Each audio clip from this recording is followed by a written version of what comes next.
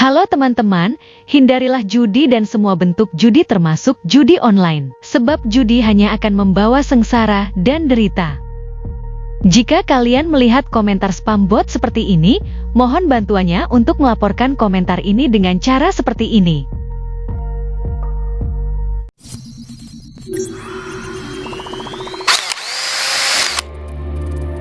Assalamualaikum warahmatullahi wabarakatuh. Selamat datang kembali di Rio Hotspot Channel. Setiap ketum PSSI pasti memiliki pelatih timnasnya sendiri. Jarang banget ada ketum PSSI yang sampai akhir jabatannya memakai pelatih timnas bekas atau pilihan ketum sebelumnya. Ini jarang banget loh ya. Kenapa nih kok ketum PSSI itu jarang banget yang mau pakai pelatih timnas yang bekas pilihan dari ketum sebelumnya? Jawabannya simpel, tentu saja adalah gengsi. Sebab kalau pelatih timnas itu pilihan ketum sebelumnya dipakai lagi oleh ketum yang baru, maka ketum yang baru akan malu. Kok malu? Iyalah. Kalau misalnya pelatih lama tersebut justru lebih jelek di tangan ketum yang baru, maka ketum yang baru akan dihujat dong, dianggapnya gagal. Tapi kalau pelatih lama itu lebih bagus dibandingkan sejak era ketum yang lama, maka ketum yang lama yang akan dipuji, dan itu hal yang tabu di PSSI. Nah, disitulah sebabnya kami itu memprediksi Sintayong ini nggak bakalan balik lagi ke Indonesia ataupun nggak bakalan lagi direkrut sama PSSI selama ketum PSSI-nya ya masih Erick Thohir. Sebab Sintayong itu rekrutannya Iwan Bule, dan faktanya di era Iwan Bule Sintayong itu bagus dan di era Eto'o pun bagus. Tapi ini kan jadi ancaman bagi Eto'o. Sebab kalau Sintayong terus bagus, Sintayong dan Ibulah yang akan dipuji, bukan Eto'nya. Sementara kita tahu di PSSI itu nggak boleh ada yang lebih dipuji kecuali ketumnya. Kita ambil contoh urutkan saja deh, Luis Milla deh, itu rekrutannya Edi Rahmayadi. Kurang bagus apa coba? Selama hampir 1 tahun di PSSI, Luis Milla ini mampu naikkan ranking Indonesia dari 173 ke 164 alias 9 peringkat. Tapi ketika Edi Rahmayadi dicopot digantikan oleh Joko Driono, Luis Milla pun dicopot digantikan sama Simon McManamy. Alasannya simple, Jokdri alias Joko Driono nggak mau nih Luis Milla ini tuh lebih terkenal dibandingkan nama dia, atau istilahnya nanti malah Edi Rahmayadi dong yang lebih terkenal dibanding dia. Tapi apa hasilnya? Ketika Jokdri menunjuk Simon McManamy, justru ranking timnas turun drastis ya, dari 159 ke 173 alias 14 peringkat, padahal cuma 10 bulan loh. Dan ketika Jokdri alias Joko Driono dipenjara dan dipecat dari PSSI, PSSI pun diambil alih oleh Iwan Bule. Nah, Iwan Bule pun sama memecat Simon McManamy dan merekrut Sintayong, sama-sama memecat pelatih timnas sebelumnya kan, yang pilihan dari ketum sebelumnya. Nah, selama 4 tahun, Sintayong bersama Ibul ini mampu naikkan ranking Indonesia 46 peringkat dari 173 ke 127. Bahkan ketika Iwan Bule lengser pun dan dilanjutkan kepemimpinannya oleh Erick Thohir, Sintayong pun masih bagus juga sih, mampu naikin ranking Indonesia itu ke 120. Tapi ya lagi-lagi hukum di PSSI itu tetap berlaku, nggak boleh ada yang lebih terkenal dibandingkan ketumnya. Sintayong pun disingkirkan secara keji, diusir seperti ayam tanpa rasa hormat. Nah, bayangkan di era ketum PSSI yang sangat ambisius seperti Eto'o, tentu saja Eto'o nggak mau dong kalah dari ketum-ketum yang lama. Bahkan mungkin dalam pikiran dia, saya harus lebih bagus dan terbaik dibandingkan ketum-ketum yang lain. Betul dong? Nah, apa jadinya? Erick Thohir pun justru nih yang memecat Sintayong ya kan, dan memilih pelatihnya sendiri karena Sintayong itu rekrutan Iwan Bule lah. Akhirnya perjudian pun dimulai, direkrutlah ex penjudoi Patrick Kluivert dengan harapan masyarakat akan simpatik. Secara gitu loh. Patrick Kluivert, legenda Barcelona dan legenda timnas Belanda. Ya nggak, itu awalnya loh ya pemikiran mereka. Tapi ya mungkin mereka lupa sepak bola itu politiknya beda cuy dengan politik bisnis. Nama besar doang itu nggak cukup dalam dunia sepak bola, tapi juga harus punya skill juga. Tapi ya inilah hasilnya, kalau cuma mengandalkan sebuah nama besar tanpa skill melatih, ya ranking Indonesia pun selama 10 bulan dilatih oleh Patrick Kluivert cuma naik 4 peringkat dari 127 ke 122. Bahkan sempat sih naik ke 118, tapi ya akhirnya turun lagi ke 122. Maka dengan kenyataan seperti ini, kalau prediksi kami pribadi, kecil kemungkinannya Sintayong diambil lagi sebab gengsi dong. Dan kami yakin Eto pasti akan cari pelatih baru yang sesuai pilihannya. Dan tebakan kami ya pelatih baru itu kalau nggak dari Belanda ya dari Jepang. Kenapa demikian? Karena ya kita sama-sama tahu lah, PSSI-nya kan kerjasama dengan dua negara ini. Nah kemarin rame nih katanya Louis van Gaal akan direkrut, tapi ternyata hari Senin Louis van Gaal cuma ngumumin dia ini kerjasama dengan sebuah yayasan lah, organisasi gitu kan, bukan melatih timnas Indonesia. Ya menurut kalian siapa nih kira-kira pelatih baru timnas selanjutnya? Yang katanya hari Selasa ini Esko PSSI akan setengah rapat malahan ya saat berita ini dibuat, katanya akan nunjuk nih pelatih baru. Ya kalau tebakan kami sih nggak jauh-jauh lah dari permintaannya si Justin Botak itulah. Ya kita lihat nanti bener apa enggak, sebab kemarin kan dia udah ngomong nih ada beberapa pelatih dari Belanda dan Jepang yang masuk rekomendasinya Justin. Ya siapa tahu dari beberapa nama yang disebutin Justin ini ada yang diambil. Kalau tebakan kami pasti diambil sih. Kalau Sintayong kayaknya kalau prediksi kami enggak lah. Pelatih yang senior yang bisa merangkul ini semua. Ada nama? Ada.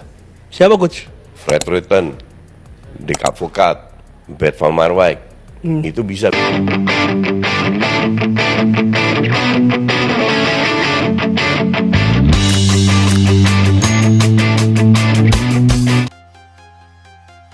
Oke, kita lanjut ke Liga aja ya. Pekan 9 udah kelar nih ya. Inilah klasemen sementara pekan 9 nih. Terlihat di sini ada beberapa pergerakan sih di klasemen nih. Ada yang naik, ada yang turun. Ada juga yang stuck di situ-situ aja nih. Di posisi puncak masih ada Borneo FC yang tetap kokoh ya. 7 kemenangan beruntun di 7 laga dia.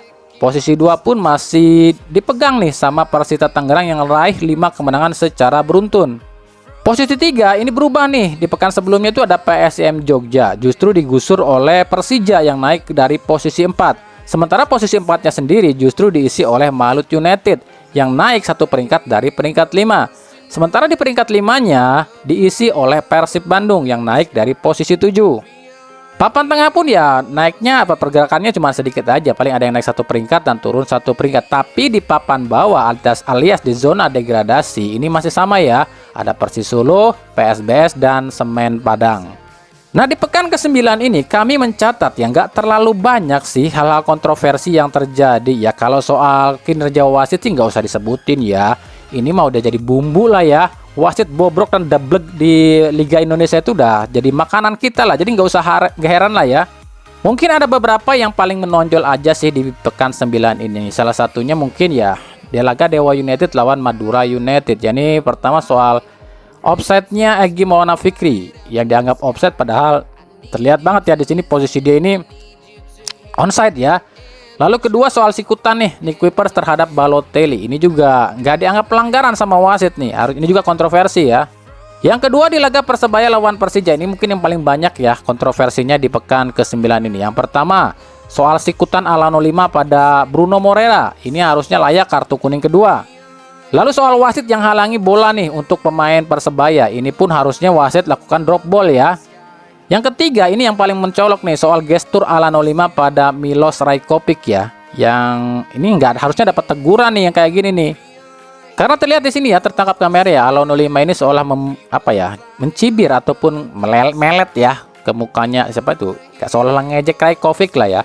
Tapi yang kita tahu lah, semua kontroversi ini nggak bakalan dilirik nih sama Komdis kita. Kenapa demikian? Karena yang main bukannya tim Everton katanya alias Persib.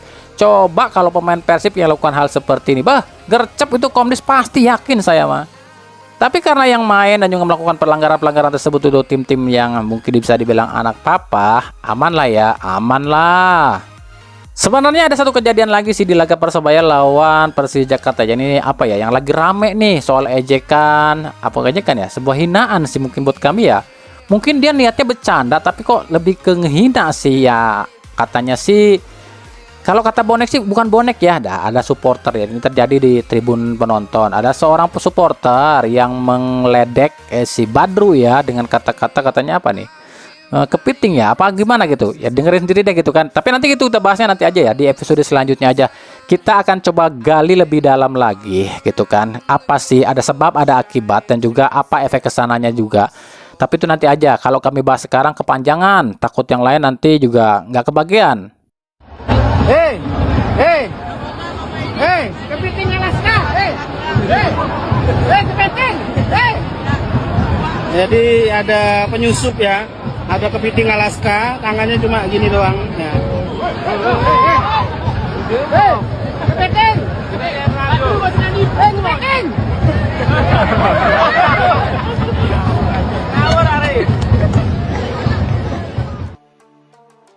Kita sekarang ke Persib dulu kali ya. Ini kita ngebahas apa ya? Permintaan sih sebenarnya. Beberapa orang yang DM kami kemarin yang minta soal ngejelasin, Bang, kalau Joey Pelupesi masuk ke Persib, kira-kira siapa yang akan dicopot? Bang, kan di Persib banyak banget ya itu gelandang. Kayaknya kalian udah yakin banget ya Joey Pelupesi akan ke Persib. Masa sih segitu yakinnya? Tapi sebelum kami bahas itu, kami akan coba sedikit bahas kisi-kisi sebelumnya aja ya. Persib itu di pekan 10 nanti kan lawan Persis Solo nih. Ini ada beberapa pemain yang kembali atau comeback ya. Dari Persis Solo itu ada Fuad Sule yang sudah kelar nih masa hukumannya 9 pertandingan. Lalu kalau di Persib itu ada Frans Putros nih yang udah bisa main ya lawan Persis Solo. Sebenarnya kalau Frans Putros sih lawan PSBS Biak kemarin juga udah bisa main sih. Ya meskipun kemarin di laga lawan Arema dapat kartu merah dan hukuman tambahan 2 kali larangan tampil. Tapi kan itu permasalahannya, Putros itu kena kartu merahnya ya laga lawan Arema pekan 6. Nah pekan 7 Persib lawan Persita, pekan 8 ditunda, yang artinya nanti pekan 8 baru berlaku itu si kartu merah si Frans Putros ya. Kalau pekan 9 dan pekan 10 sih nggak berlaku sebenarnya.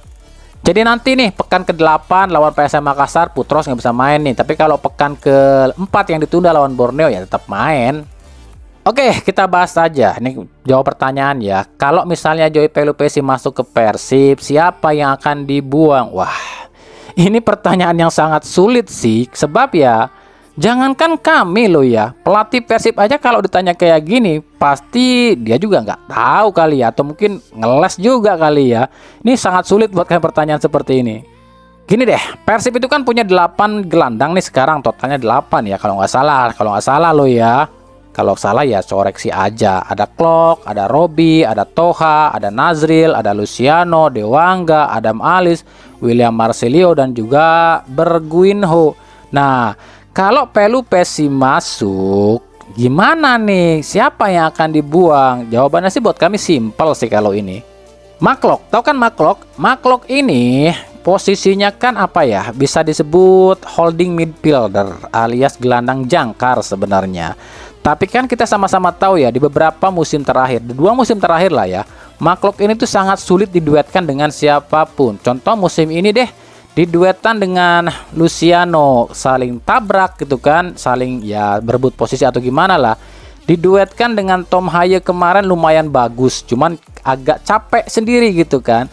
Lalu diduetkan dengan Adam Alis, malah Adam Alisnya yang capek. Jadi ya dengan kondisi seperti ini butuh seorang gelandang yang benar-benar jangkar, yang tugasnya cuma motong bola, pembersih dan juga penghalang, udah gitu aja. Dan Joey Pelupesi itu sosok yang apa ya, sosok yang tepat, karena selain Joey Pelupesi ini juga istilah kasarnya apa ya, bodyguardnya Tom Haye, dia juga ya masih muda, masih energik gitu. Ada sih di Persib juga yang posisinya sama seperti Joey Pelupesi, Robi Darwis dan Nazril Alvaro. Tapi kan mereka masih muda, jam terbangnya masih minim. Jadi kalau kami pribadi ditanya, kalau Joey Pelupesi masuk, siapa yang kemungkinan akan dilepas? Kalau tebakan lo ya, namanya tebakan, bisa benar bisa enggak lo ya, nggak usah dibawa baper, namanya juga tebakan. Kalau tebakan kami antara William Marcelio atau Berguinho. Kenapa demikian? Karena kan gini loh, William Marcelio ini bagus ya, lengket olah bolanya gitu kan, tapi ya apa ya, kadang nggak sesuai skema gitu kan. Terus juga kadang kontrol bolanya suka lepas juga. Nah Berguinho ini kontrol bolanya bagus tapi kelamaan, kebanyakan gocek-gocek, akhirnya ya para back lawan udah keburu turun duluan. Nah, Tom Haye ini adalah perpaduan antara William Marsilio dan Bergwinho. Tom Haye ini kan olah bolanya lengket, dribblingnya bagus, visi permainannya juga bagus ya kan. Udah kelihatan banget lah kemarin lawan PS Biak ya. Nah, jadi dengan satu Tom Haye aja untuk membuang dua orang seperti Bergwinho dan juga William Marsilio, buat kami ini nggak jadi masalah gitu kan, karena udah ada penggantinya di satu orang, yaitu Tom Haye ini. Jadi kemungkinan Tom Haye ini akan didorong nih ke depan jadi nomor 10, di belakangnya striker. Tapi permasalahannya kalau Tom Haye ditarik jadi nomor 10 di belakang striker, kudu boga yang namanya itu seorang gelandang pembersih. Maklok nggak bisa jalanin itu sendirian, diduetkan dengan Luciano malah tabrakan. Makanya butuhlah seorang Joey Pelupesi yang kerjanya cuma motongin rumput alias ngebotongin bola gitu kan, biar Tom Haye juga aman, gak perlu turun-turun terus ke bawah. Itu kalau prediksi kami lo ya. Tapi kan namanya juga prediksi, kita nggak ada yang tahu. Ini kan cuma prediksi dan tebakan kami aja. Yang tahu itu kan pihak manajemen Persib dan juga pelatih Persib Boyan Hodak. Ya bisa saja kemungkinan nanti ada pemain-pemain lokal yang dipinjamkan, Robby Darwish atau Nazril Alvaro mungkin dipinjamkan biar dapat jam terbang lebih banyak. Ya nggak tahu juga kan. Itu jawaban kami oleh ya. Kalau kurang puas jawaban kami ya harap maklum, kami kan bukan dari pihak Persib. Ya kita tunggu aja nanti di paruh musim deh.